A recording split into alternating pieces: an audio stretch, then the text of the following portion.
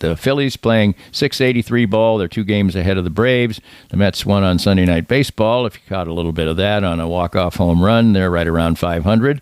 So are the Nationals, who've been better than expected so far this year. And the Marlins were kind of a magical team last year, making the playoffs with a way below even run differential, and now they are the worst team in baseball right now, playing .262 ball. We mentioned the magic .250 mark. They're 11-31. They're flirting with it. They've been bad at home, bad on the road, just not good at all. Royals got to see the Brewers this past week, and the Brewers obviously looked good in that series, but the Brewers are in first place by just a nudge over the Chicago Cubs. And the rest of the division is kind of just treading water. Pirates, Reds, and Cardinals. Reds, despite Ellie De La Cruz and his unbelievable play so far. And the Cardinals continue to be one of baseball's most disappointing games, and disappointing for a couple of years now. They're 16-24. Their star Paul Goldschmidt is not playing particularly well. Now, they do have a lot of home games to put in the bank because they've played quite a few more games on the road, but they haven't been any good at home so far at 6-11. Out west, it's the Dodgers. They've got so much talent. They can overcome injuries and so on and so forth. They got the best run differential in baseball. They've got Shohei Ohtani, who's doing otherworldly things, and they have a huge lead already in the West over the Padres, who've picked it up a little bit with 7 wins in their last 10 tries to move over 500. Diamondbacks are treading water. So are the Giants, kind of a nondescript team. I'm going to have a big note for you coming up on that right after I just tell you that the Rockies are terrible, too. They've played .300 ball on the year. So to wrap up our baseball with the Royals and our baseball roundup, and before our first break, then get you the rest of the sports world and Peter Vermes on a Monday. Just a note, yesterday, another delightful 25, 30 minutes or so, or off and on more than that, listening to the San Francisco Giants broadcast. Why do I listen to the Giants broadcast and enjoy it so much? Because John Miller is the announcer much of the time, and then the rest of their crew is great too, with Dave Fleming and Dwayne Kuiper and Mike Krukow, who mostly are on television, but they get together for a little roundtable on Sundays after day games, and they talk about baseball, and it's fascinating. And John Miller does a really extended post-game show and has a really long recap of the game, and they won in dramatic fashion yesterday, so that made it more fun.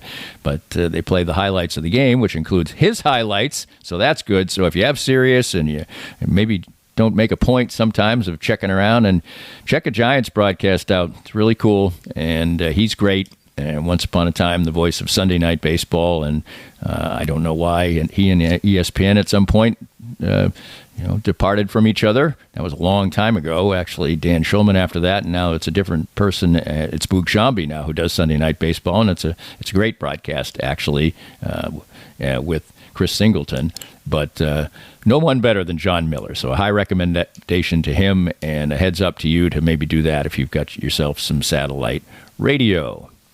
Much more to come. We've got the mix of excellence and not so much, and we'll start it off with Sporting Kansas City and some riveting and pointed comments, about as blunt as you're ever going to hear from anybody, even by Peter Vermes standards. And that comes your way next, along with golf and basketball and hockey and more, right here on Monday Musings, Danny and Friends Sports Wrap, presented by ASFCA. More of Danny's Reasonably Irreverent podcast after this. We're here at the 23rd Street Brewery with Matt Llewellyn. And Matt, you've got a great menu. You fine-tuned it a little bit. Great beers. There's always something to be had to put a smile on your face at the 23rd Street Brewery. Oh, you bet. And Brian Haney would always say, come have the Haney turkey stack. Bill Self would say, come have the Bill Self pasta. I would say, come have the Bill Self pasta. It's great. Great mac and cheese, buffalo mac and cheese. And we've got a ton of other menu items that you're sure to love. We've got a great brewer who's brewing great beer. And if you like craft beer, our guy's the way to go. And we're making great drinks, too. There's a great new distillery in the state of Kansas called Llewellyn Distillery. My brother's doing that. He makes some great whiskey and vodka and rum, and we're doing all kinds of great drinks with those beverages. Always fun to be had at the 23rd Street Brewery, 23rd and Castle. Come on by anytime and have a good time. Cinematic Visions has been an affordable solution for professional media production in Kansas City since 2003, offering award-winning video production and creation, as well as a wide array of digital and social media management services. From planning, scripting, filming, editing, and post-production, to delivering your product to a watching world, Cinematic Visions will provide professional and affordable services for you and your business with the necessary return on investment to make it all worthwhile. Cinematic Vision's goal is to unlock the power of storytelling through video and a strong online presence for your company. Beyond the numbers, they want to inspire and evoke your clients to feel and act. Let my friends at Cinematic Visions embed your brand where it belongs, in your customers' minds. You can find them online at cinematicvisions.com or with a quick phone call at 816-600-6300. If you'd like to join these and other fine sponsors and market your business on Kansas City's #1 rated podcast, contact us at Danny@DannyKlinkscale.com. Look forward to working with you.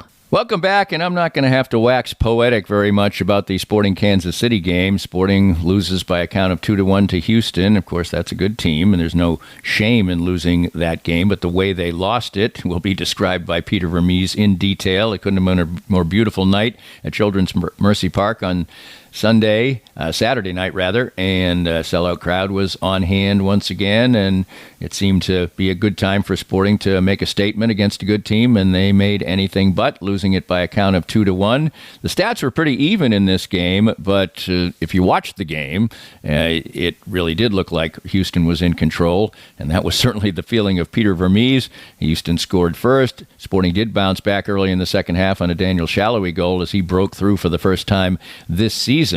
And there were good words for a couple of players, including the man who got the assist on the goal, Memo Rodriguez, but not much for everyone else. Houston scores the winner on a set piece by Ibrahim Ayew, and that came in the 78th minute, and Sporting really didn't threaten very much after that.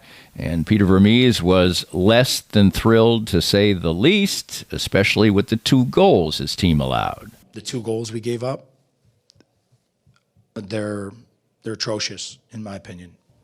And look, I'm the head coach, so I have to take responsibility for it. But the organization is always put together on set pieces. Simple situation for us to give up that goal the way we did. Just amateur, at best. The second goal, a lack of effort, and it's really easy to see who those people are.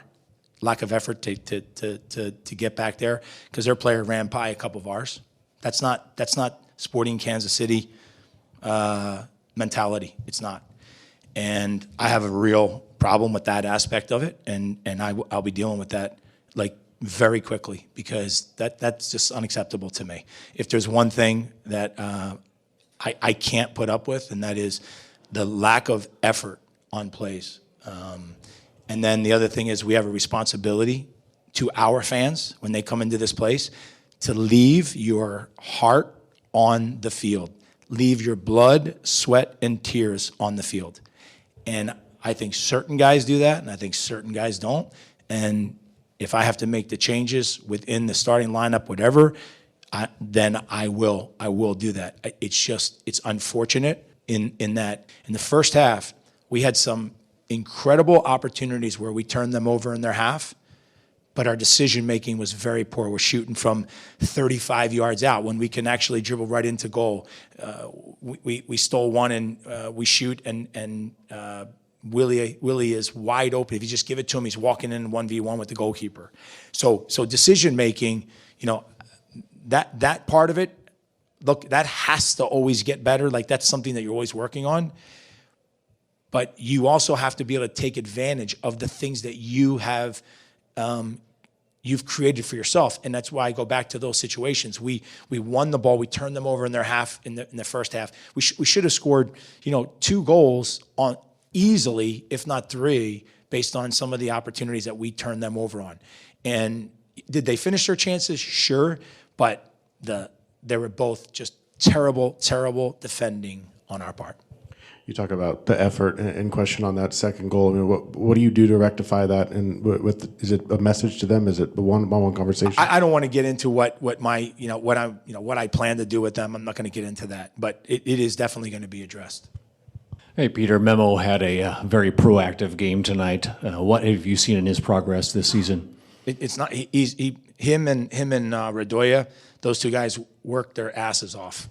That's easy the way to say it. They're not the guys I'm talking about when I say lack of effort. It's those two guys. They kill themselves on the field. When they come off, they've left everything there. They're the two of them tremendous. I think there could be some at times maybe some decisions a little better, but that's asking maybe sometimes for a little too much because everybody mistraps a ball, misplays a ball, whatever. Maybe takes a shot or they could pass. They should take a shot, whatever. But those two guys, they work. They work their butts off. Peter, what do you think it's going to take to turn the momentum around? Change of mentality. That's it. Look, this game is, sports are all about desire, passion. That's what it's about, right?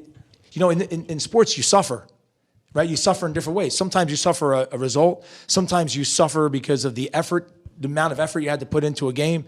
Like, that all is part of it. I don't believe that every guy on that field suffered that way tonight. And mentality, heart, you have to have it. If you don't have it, you might as well forget about it. You can't walk into the stadium and you can't step into the field and you miss the most important ingredient in it is effort. If you don't have that, you're not willing to outwork your opponent. Because I know soccer is 11v11, but at the end of the day, especially the players, they're 1v1. There's 10 guys. They're 1v1. They play against the same guy a lot in the game. Yeah, sometimes you play against another guy, sure. But you have an individual duel with the guy that you really see through in the game. We all don't dominate those environments, and you have to. You have to do it physically, you have to do it mentally, and then you have to do it technically and tactically as well. You have to do that. And that's not being done by quite a few guys.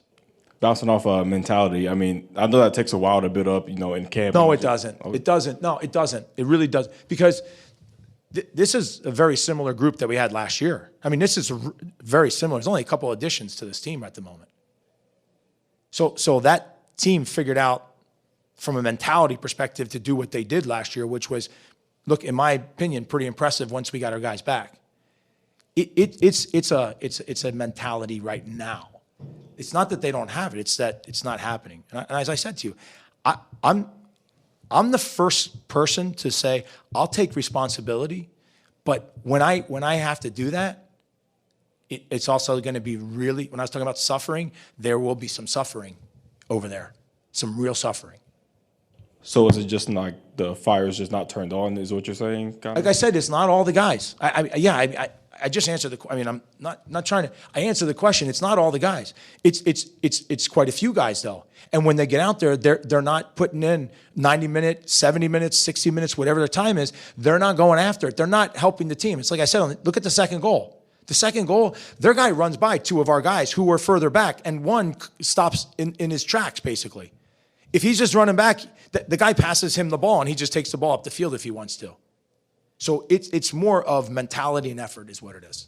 Is this something that came to a head tonight, or did you see it leading up to tonight? Or well, I sure don't like the fact that we've had points here at home that and leads where we've given up those leads, and that comes down to mentality. Now, the situations were that we were firing on the other side, and now there's a lack of aggression even in some guys going that way as well. And so that's what does it all come to a head tonight? No, I don't think so. I'm just not letting it get out of control because right now I don't like where it is. I imagine we'll see a much more energized Sporting Kansas City in their next game against Austin on Saturday, and they better. It's on the road. It's against Austin. That's a good opponent, and Sporting needs wins, and they're starting to get into a position. They've played 12 games now, and that's about a third of the season. It's more than a third of the season, and they're out of playoff position right now. Now, a lot of teams make the playoffs in MLS, so time to recover from that, but Sporting's got to get it done right now, and it'll be interesting to see what kind of changes Peter Vermes makes, or if he gets the changes made and the messages sent during the training week, but it'll be against Austin FC on Saturday night for that one for Sporting Kansas City as they lose again, this time 2-1 with the ire of their coach plainly evident.